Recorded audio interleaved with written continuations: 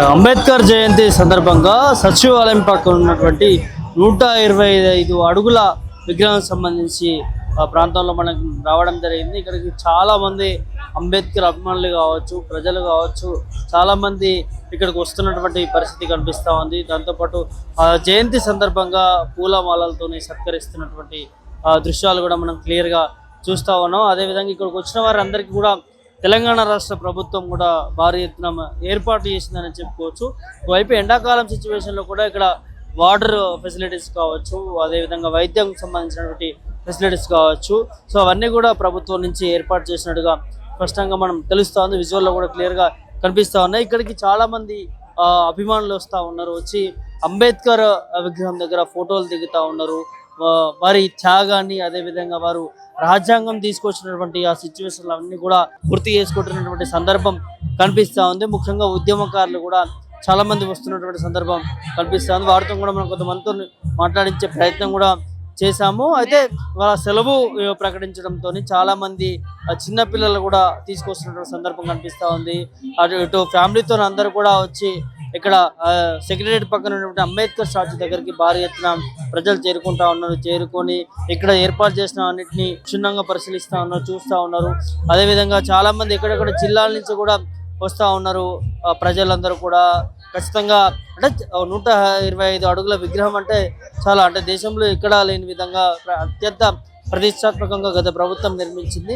ఆ నేపథ్యంలో ఇప్పుడున్నటువంటి ప్రభుత్వం కూడా సో ఎక్కడా కూడా వెనక్కి తగ్గకుండా దానికి సంబంధించిన ఏర్పాట్లు కూడా ఇవాళ జయంతి సందర్భంగా భారీ ఎత్తున ఏర్పాట్లు కూడా చేసిందని చెప్పుకోవచ్చు. అదేవిధంగా తెలంగాణ ముఖ్యమంత్రి రేవంత్ రెడ్డి, అదేవిధంగా మంత్రులు కూడా మరికొద్దిసేపట్లో ఇక్కడికి చేరుకుంటారంటూ కూడా కొంత సమాచారం మంత్రులు చేరుకొని అంబేద్కర్ జయంతి సందర్భంగా పూలమాల కావచ్చు అవన్నీ సత్కరించి వారి ఆశయాలని, వారు చేసినటువంటి త్యాగాలని అవన్నీ కూడా మరొకసారి గుర్తు చేసుకుంటారు అంటూ కూడా క్లియర్గా తెలుస్తూ ఉంది. దాంతోపాటు టీఆర్ఎస్ పార్టీ నుంచి కూడా వర్కింగ్ ప్రెసిడెంట్ కేటీఆర్ కూడా వస్తూ ఉన్నారు. సో చాలా మంది ఇక్కడికి అంబేద్కర్ స్టాచ్యూ విగ్రహం దగ్గరికి వస్తున్నటువంటి నేపథ్యం చూస్తూ ఉన్నారు. ఇక్కడ పోలీసులు కూడా భారీ ఎత్తున బందోబస్తు కూడా ఏర్పాటు చేసినటువంటి సందర్భం కనిపిస్తూ ఉంది. ఇక్కడ కూడా ఎలాంటి గొడవలు జరగకుండా, ఎట్లాంటి ఇబ్బందికర పరిస్థితులు ఏర్పడకుండా పోలీసులు కూడా ఇటు ట్రాఫిక్ ఆంక్షలు కూడా కొంత విధించడం జరిగింది. ఈ ఏరియాలో సెక్రటరీ అంతా కూడా బండ్లు పార్క్ పెట్టుకోవడానికి ఒక ప్రత్యేకమైనటువంటి ప్లేస్ కూడా సైడ్కి ఇచ్చినటువంటి సందర్భం. అదేవిధంగా వెహికల్స్ కూడా ఎక్కడ రోడ్డు మీద పెట్టినా కూడా తీసుకెళ్లే పరిస్థితి కూడా కనిపిస్తూ ఉన్నది. దాంతోపాటు సో ఎక్కడ కూడా ప్రజలకు ఎలాంటి ఇబ్బంది పరిస్థితులు ఏర్పడకుండా ఇటు పోలీసు కావచ్చు, ఇటు అందరూ కూడా అధికారులు అందరూ కూడా పటిష్టం చేసినటువంటి సందర్భం కనిపిస్తూ ఉంది. వాళ్ళ సెలవు నేపథ్యంలో చాలా మంది ఇక్కడికి చేరుకుంటా ఉన్నారు, వచ్చి ఫోటోలు కూడా దిగుతున్నటువంటి సందర్భం ఒకసారి చూడొచ్చు. ఏదైతే ఇక్కడ ఏర్పాటు చేసినటువంటి దాని పక్కనే పూలు కావచ్చు అవన్నీ కూడా సైడ్కి నిల్చుని అంబేద్కర్ విగ్రహం కనిపించే విధంగా ఫోటోలు కూడా తీసుకొని స్టేటస్ కూడా పెట్టుకుంటూ ఉన్నారు. చాలా చిన్న పిల్లలు కూడా వస్తూ ఉన్నారు. సో వారందరూ కూడా చాలా సంతోషం వ్యక్తం చేస్తూ ఉన్నారు. మంచి ఏర్పాట్లు చేశారు. సో ఖచ్చితంగా మహనీయుడిని తలుచుకోవాల్సినటువంటి అవసరం ఉన్నది. మనకి రాజ్యాంగాన్ని కల్పించినటువంటి నేత, అదేవిధంగా ఇటు మహిళలకు కావచ్చు, ఇటు అణగారిన వర్గాల కోసం పోట్లాడినటువంటి వీరుడిగా అంబేద్కర్ని చూస్తూ ఉంటాము. అదేవిధంగా మనకి రాజ్యాంగాన్ని అందించినటువంటి గొప్ప నాయకుడు, గొప్ప లీడర్, ది లెజెండరీ అని కూడా అంబేద్కర్ని చూస్తూ ఉంటాము. సో అట్లాంటిది 135వ జయంతి సందర్భంగా సో ఖచ్చితంగా గుర్తించుకోవాలి ఆ నాయకుడిని. ఆ స్ఫూర్తితోని ముందుకు వెళ్ళాల్సినటువంటి అవసరం ఉంటుంది. ఆ స్ఫూర్తిలో అందరిలో ఉండాల్సినటువంటి అవసరం ఉంటుంది. ఆ అంబేద్కర్ కేవలం ఒకరి వారు కాదు, ఒక వర్గం వారు కాదు, అందరి వర్గాలకు అందరి వాడు అంబేద్కర్, అందరికీ చెందినవాడు, అందరి కోసం పోరాటం చేసినటువంటి మహానాయకుడు అంటూ కూడా అంబేద్కర్ గురించి మనం చెప్పుకుంటూ ఉంటాము. సో అట్లాంటి నాయకుడికి సంబంధించి ఈరోజు జయంతి సందర్భంగా భారీ ఎత్తున వేడుకలు కూడా జరుపుకుంటున్నటువంటి సందర్భం కనిపిస్తూ ఉంది. సో అంబేద్కర్ స్ఫూర్తితోనే అందరూ కూడా ముందుకు వెళ్ళాలి, అంబేద్కర్ అడుగుజాడలోనే నడవాలి. ఒక సమస్య వస్తే ఇవాళ రేపు చాలామంది ఇబ్బంది పడుతూ ఉంటారు, కానీ అంబేద్కర్ ఏ విధంగా ఆ సమస్యల్లో ఏ విధంగా ముందుకెళ్ళాడు, ఎట్లాంటి దానికోసం పోరాటం చేశాడు, రాజ్యాంగం ఏ విధంగా రాశాడు, దాంట్లో ఎట్లాంటి హక్కులు ఉన్నాయి ఏంటి అనేది కూడా తెలుసుకోవాల్సినటువంటి బాధ్యత అందరి మీద ఉంటుంది. ముఖ్యంగా యువత కూడా అంబేద్కర్ రాసినటువంటి రాజ్యాంగం కూడా చదవాలి, అందులో చట్టాలు తెలుసుకోవాలి, అందులో ఎట్లా ముందుకెళ్తుంది, రాజ్యాంగం ఎలా ఉంటుంది, సో అన్నిటి గురించి కూడా తెలుసుకోవాల్సినటువంటి అవసరం ఉంటుంది యువతలో. ముఖ్యంగా రాజ్యాంగం బుక్ కూడా చదవాల్సి ఉంటుంది. అదేవిధంగా అంబేద్కర్ స్ఫూర్తికి సంబంధించినటువంటి చాలా వరకు కూడా మనకి బుక్స్ కూడా అందుబాటులో రావడం జరిగింది. అవి కూడా చదివి యువత తెలుసుకోవాల్సింది. యువత సరైన మార్గంలోకి వెళ్తే ఆ రాష్ట్రం ముందుకి మంచి దిశలో ముందుకెళ్తుంది. ఖచ్చితంగా ఇప్పుడు ఉన్నటువంటి నేపథ్యంలో యువతకి ఒక మంచి దిశానిర్దేశం అంబేద్కర్ లాంటి నాయకుడు ఉండడం అనేది కూడా సో ఇక్కడికి వచ్చినటువంటి కొంతమంది ఉద్యమ నాయకులు చెప్తున్నటువంటి సందర్భం క్లియర్గా అర్థమవుతా ఉంది. మరి మాట్లాడించే ప్రయత్నం చేద్దాం. ఇక్కడికి వచ్చిన వారితో కూడా వారి ఫెసిలిటీస్ ఎలా ఉన్నాయి, ఇక్కడ ఏ విధంగా ఫీల్ అవుతా ఉన్నారు, అదేవిధంగా అంబేద్కర్ గురించి వారు ఈ సంవత్సరం నుంచి ఎట్లాంటి నిర్ణయాలు తీసుకోబోతా ఉన్నారు, ఇప్పుడున్న పరిస్థితులు ఎలా ఉన్నాయి, సో అవన్నీ కూడా మరొకసారి నెమరు వేసుకునే విధంగా ఇక్కడికి వచ్చిన వార్తను కూడా మనం మాట ముచ్చడించే ప్రయత్నం అయితే చేద్దాం. అన్న, ఎక్కడి నుంచి వచ్చారు? మీ పేరు? నా పేరు నీరెడ్డి మహేష్ అండి. నేను అంబేద్కర్ రాజ్యాంగం పనిచేస్తున్నాము. మేము ఎందుకంటే మన అంబేద్కర్ గారు కన్నా స్వరాజ్యం ఇంకా రాలేదండి. చదువుకుంటున్నారు కానీ చదువుకున్నా కానీ దాన్ని ఆయన అడుగుజాడలో నడవలేకపోతున్నారు. కానీ ఇప్పటి తరాలైన కనీసం దయచేసి ఇప్పటి తరాలైన అంబేద్కర్ గారు కన్నా ఆశయాలను మనం కొనసాగించాలి. ఒక దండేసి పోవడం కాదు, ప్రతి పోటీ తెప్పులకు వచ్చి దండేసి పోవడం కాదు. ఆయన కళ్ళు కన్నా ఆయన ఏం కళ్ళు కన్నాడు, తన స్వరాజ్యం కోసము, తన హక్కుల కోసము, తన బహుజన వర్గాల కోసము ఏ విధంగా పాటుపడ్డాడో ఈ నాయకులైన వాళ్ళ వర్గాల కోసము, వాళ్ళ పిల్లల భవిష్యత్తు కోసము పోరాడాలి. దాంతో రాజ్యాధికారం మేము అంబేద్కర్ కోరుకునేది ఏంటంటే తన రాజ్యాధికారం కావాలని కోరుకుంటాండి. ఇవి కాదు, బానిసత్వం కాదు. మనం ఎప్పుడు వెలుడు చూపు ఏం చూపిస్తుంది, మనం ఇట్లా చూపెట్టాలి. అంటే ఆయన కళ్ళు కన్నది మన రాజ్యాధికారం గురించి మనము కొట్టాలని చెప్పిండు. దాని గురించి ప్రతి ఒక్కరు ఎస్సీ ఎస్టీ బీసీ మైనారిటీలు ఐక్యంగా పోరాడి మన అంబేద్కర్ కళ్ళు కన్నా రాజ్యాధికారం గురించి కావాలని మనం కోరుకుంటున్నామండి. యువత తప్పుదోవబోతుంది అనుకోవచ్చా ఇప్పుడున్న సిచ్యువేషన్? తప్పుదోవబోతుందండి. ఒక్కొక్కరు పోతుంది. అందరూ మన వర్గాలు అన్ని పార్టీలు ఉన్నాయి కానీ వాళ్ళ నాయకులు ఎంపిక కదులుతారు. కానీ ఇప్పటికైనా దయచేసి మారండి. మీ చాలా ముఖ్యమైన నేను కోరుతుందండి, ఇప్పటికైనా మారి అంబేద్కర్ కళ్ళు కన్నా రాజ్యం గురించి పోరాడండి. అంబేద్కర్ కళ్ళు కన్నా కొంచెమైనా 1% మీరు పోరాడండి.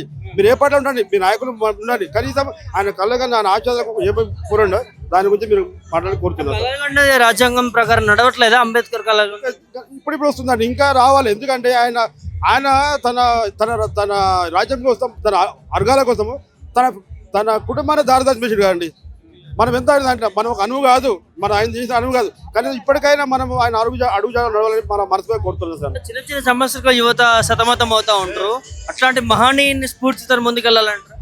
100% నేను యువతనే. ఇప్పుడు పిల్లలే దయచేసి ఇప్పటికైనా పిల్లలు మారి అంబేద్కర్ చరిత్ర, అంబేద్కర్ జీవిత చరిత్ర, అంబేద్కర్ ఎట్లా కొట్లాడాడు, అలా ఫ్యామిలీ గురించి ఏం చేసిండు, మన వర్గాల గురించి ఏం చేసిండు, దయచేసి ఇప్పటికైనా పిల్లలు చదువుకున్న మేధావులు పిల్లలకు చెప్పండి, మీ ఇంట్లో చెప్పండి, మీ పిల్లలకు చెప్పి అంబేద్కర్ ఆశయాలు ఏం కొట్టాలి దానికి చెప్పాలని మీ తరఫున కోరుతున్నాను. ప్రతి ఇంట్లో దయచేసి ప్రతి ఇంట్లో అంబేద్కర్ భారత రాజ్యాంగం ప్రతి ఇంట్లో ఉండాలి. అంబేద్కర్ ఫోటో ప్రతి ఇంట్లో. అంబేద్కర్ ఏ ఒక్క వర్గాన్ని కదండి, అంబేద్కర్ ప్రపంచ మేధావి. అంబేద్కర్ జ్ఞానం ప్రపంచానికి తెలుసు. మనమే కొంచెం ఆయన వికెట్ చేస్తున్నాం. దయచేసి ఇప్పటికైనా అంబేద్కర్ వారసుల అంబేద్కర్ కళ్ళ రాజ్యం కోసం పోరాడాలని మనస్ఫూర్తిగా మేము కోరుతున్నాను సార్. ఏర్పాటు ప్రభుత్వం పర్వాలేదు, ప్రభుత్వం ఇప్పటి వరకు బాగానే ఉన్నది. Thank you. దాని తర్వాత ఈరోజు చూస్తున్నటువంటి కార్యక్రమం చూస్తున్నటువంటి ప్రతి ఒక్కరు కూడా 135వ అంబేద్కర్ జయంతి శుభాకాంక్షలు. డాక్టర్ బిఆర్ అంబేద్కర్ గారు ఆయన అనేకమైనటువంటి డిగ్రీలు చదివినటువంటి ఒక జ్ఞాన సంపన్నుడు. ఆయన 1991 ఏప్రిల్ 14న వారి తల్లిదండ్రులకు 14వ సంతానం జన్మించడం జరిగింది.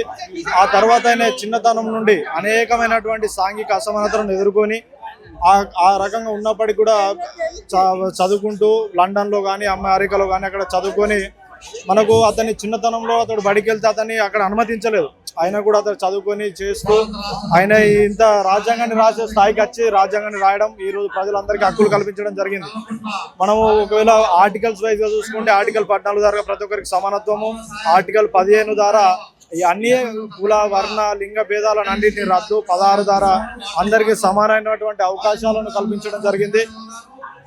మరీ ముఖ్యంగా ఆ రోజుల్లో అతిపెద్ద సమస్య అనేటువంటిది ఒక పశువును కూడా మనిషి తాకేవాడు, కానీ అణగారిన వర్గాల ప్రజలను దళిత ప్రజలను ఎవరు తాకకపోయేది. అలాంటి సిచ్యువేషన్స్లో డాక్టర్ బిఆర్ అంబేద్కర్ ఆర్టికల్ 17 అనేది పెట్టి అంటరానితనాన్ని రద్దు చేయడం జరిగింది. దాని తర్వాత ఈ వారి యొక్క త్యాగాల ఫలితాలు ఏవైతే ఉన్నాయో, సావిత్రిబాయి పూలే గారు కావచ్చు, మహాత్మా జ్యోతిబాపులే గారు కావచ్చు, లేదంటే ఈ డాక్టర్ బిఆర్ అంబేద్కర్ వారి యొక్క ఫలితాల మూలంగా వాళ్ళ యొక్క త్యాగాల ఫలితంగా ఈరోజు దళిత బహుజన విద్యార్థులకు సంక్షేమ హాస్టళ్ళు వచ్చినాయి, రిజర్వేషన్లు వచ్చినాయి. మనం చదువుకుంటున్నాం కాబట్టి విద్యార్థులకు మరి ముఖ్యంగా నేను చెప్పదలుచుకున్నది ఏంటంటే దాన్ని వినియోగించుకొని చదువుకొని మీరు వ్యక్తిగతంగా ఎదిగి సమాజానికి మీరు ఏమైనా ఉపయోగపడే విధంగా మారుతారని నేను అదే నా ఆలోచన బ్రదర్. యువత కూడా మారాలంటారు ఇప్పుడున్న పరిస్థితుల్లో కూడా.